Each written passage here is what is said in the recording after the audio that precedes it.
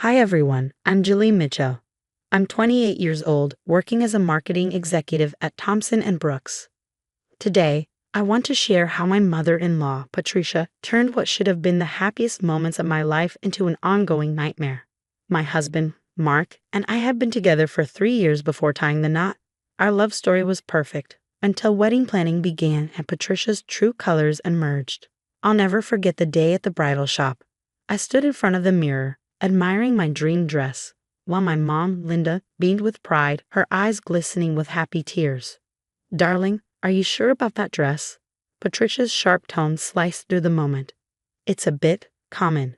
We Montgomerys have certain standards to maintain." My mom's radiant smile faltered, but she quickly squeezed my hand. "The dress is beautiful, Julie. You look stunning," she reassured me. Patricia smirked. "Well, Linda, I suppose you wouldn't understand the expectations of our social circle. That was just the beginning. After Mark and I got married, Patricia made a habit of showing up unannounced at our house.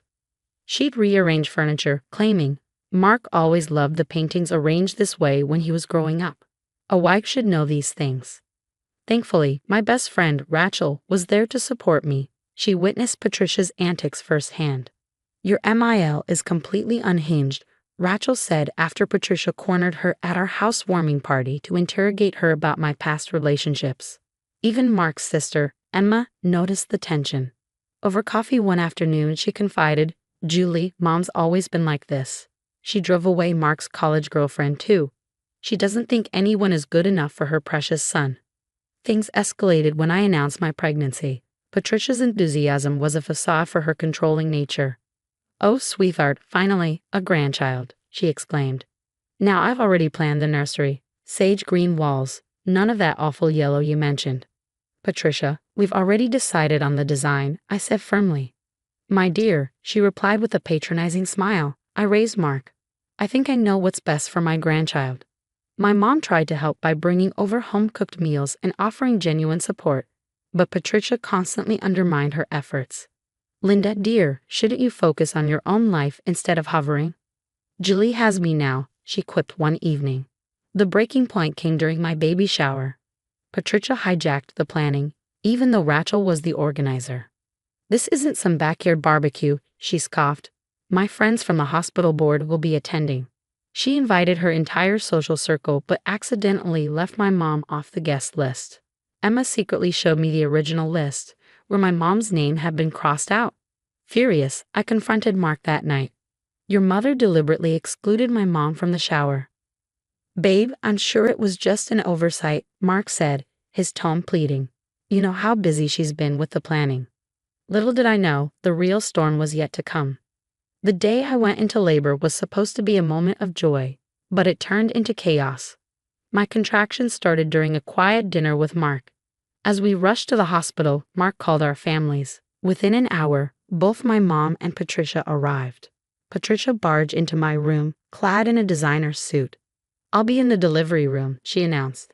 "As head of the hospital board, I have certain privileges." Struggling through the pain, I managed to say, "Actually, I want my mom with me."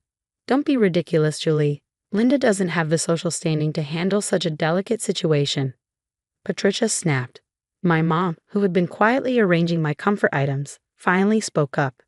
"This isn't about social standing. It's about Julie's comfort." Patricia's face twisted with indignation. "Security," she shrieked, pressing the emergency button. "This woman is harassing my daughter-in-law." 2 security guards rushed in as Patricia put on her best concerned act.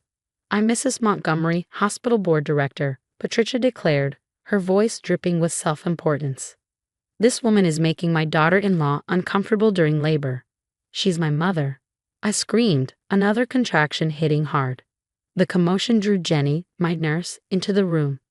Jenny had been thoroughly briefed on my birth plan. "Mrs. Montgomery," she said calmly, "I have copies of the approved delivery room list. Linda Mitchell is specifically listed as the primary support person." Patricia wasn't done. She pulled out her phone and began pacing. "I'm calling Dr. Richardson right now. This is unacceptable."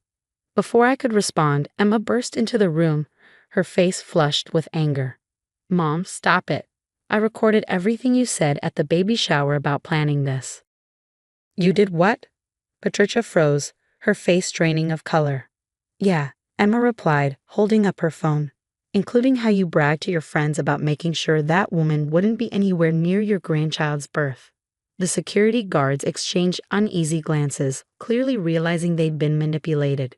At that moment, Rachel arrived, her phone in hand. Oh, Patricia, she said with a sharp smile.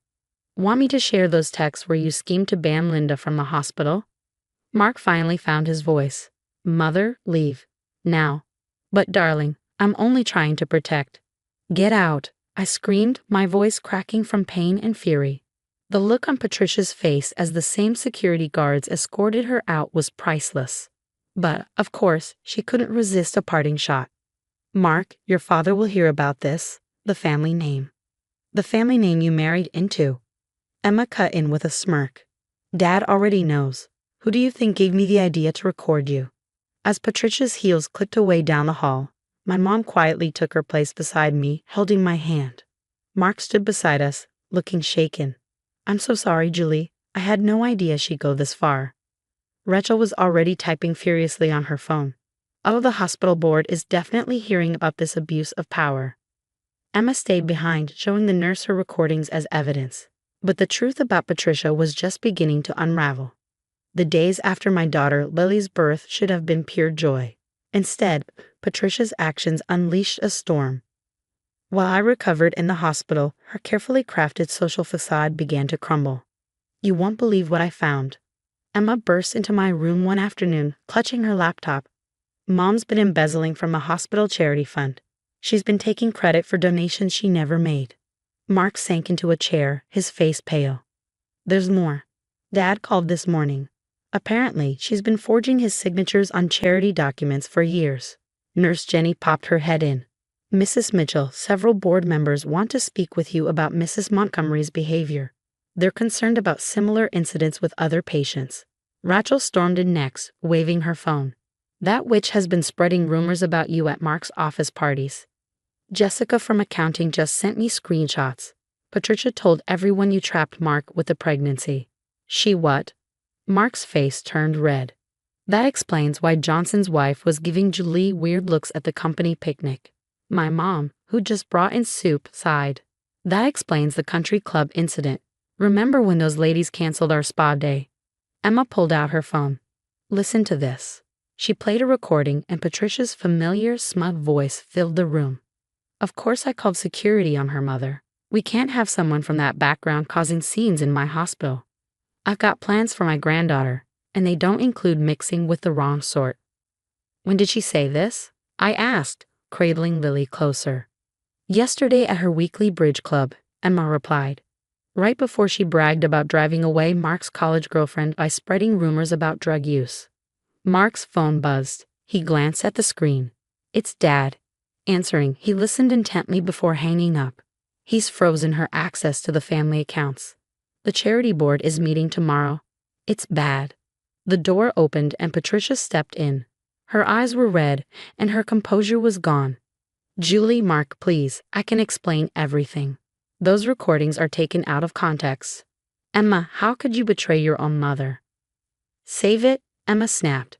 Dad knows about Catherine too. Mark frowned. Catherine? Your high school girlfriend, honey. The one who cheated on you? Mom paid some guy to pretend to be her secret boyfriend. Patricia's shoulders sagged. I did it all for you, Mark. These women weren't good enough. Mother, Mark interrupted coldly.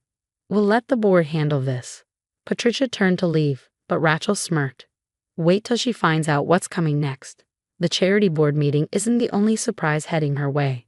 I looked down at Lily, sleeping peacefully. Sometimes karma needs a little help, I whispered. 6 months later, karma truly outdid itself.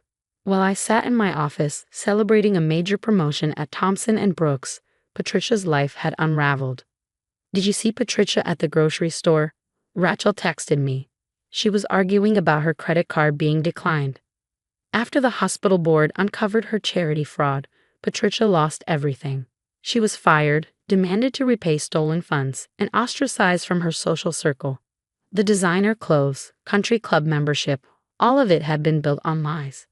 The look on Patricia's face when James, Mark's father, announced their divorce at the country club brunch was unforgettable, or so Emma told me over coffee. Right there, in front of all her precious social circle, James made it clear why. The prenup Patricia had long forgotten about included a moral conduct clause, and she'd violated it spectacularly. She lost everything: the mansion, the summer house, even her beloved Mercedes. Patricia, who once lorded her wealth over everyone, was left with nothing. Last month, during Lily's first birthday party, the fallout continued. Emma handed me a glass of wine, a sly grin on her face. "Remember that investment group Patricia was always bragging about?" I nodded. Turns out she was running a mini Ponzi scheme with her friends' money. Now they're all suing her. The revelation made me laugh, not out of cruelty, but at the sheer poetic justice.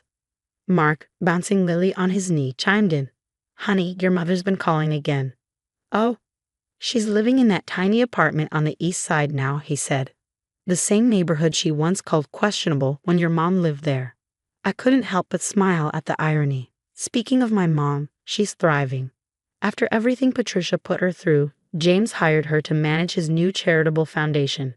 She's shining in her new role, and the same women who once looked down on her now scramble for her approval. "Please tell your mother we'd love her input on the Children's Hospital fundraiser." They simper when they see me. Even Rachel couldn't help but laugh.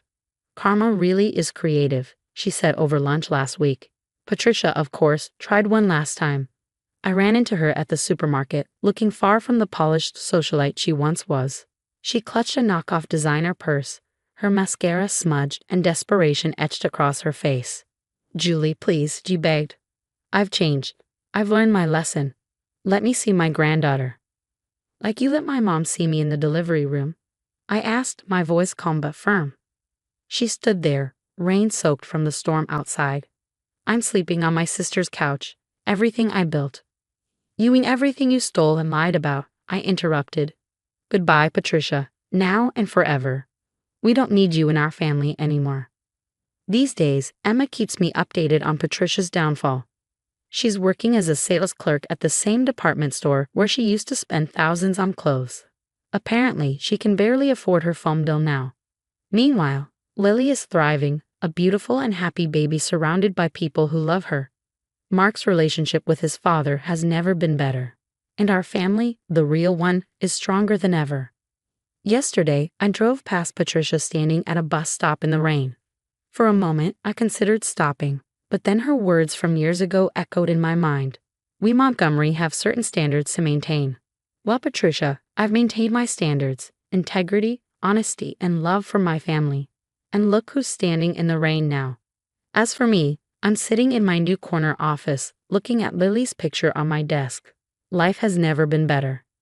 Sometimes the best revenge isn't what you do to toxic people, it's living your best life while they drown in the consequences of their own actions.